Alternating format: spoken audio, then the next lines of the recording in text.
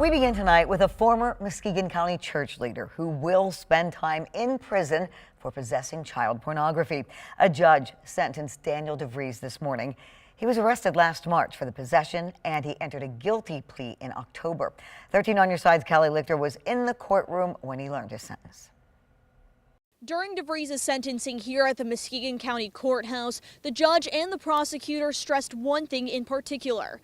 Even though there were no victims in the courtroom, it did not mean that DeVries committed a victimless crime. Daniel DeVries, a former Norton Shores church leader, will spend up to 10 years in prison for child pornography, a Muskegon County judge ruled Wednesday. He was a deacon at Unity Reformed Church in Norton Shores and a volunteer at Kids Hope Network. DeVries was arrested last March. Before sentencing, DeVries' attorney Jeff West argued these charges and his use of nightmare websites are in the context of DeVries' quote, unhealthy interest in pornography. It's a Pandora's box.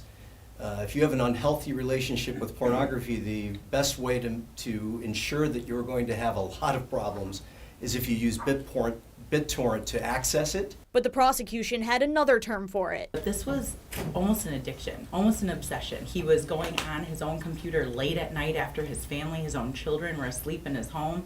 He was accessing it while he was at work. Judge Annette Smedley recognized several letters of support for DeVries and the large community there for him in the courtroom. My 9-year-old son is upset, and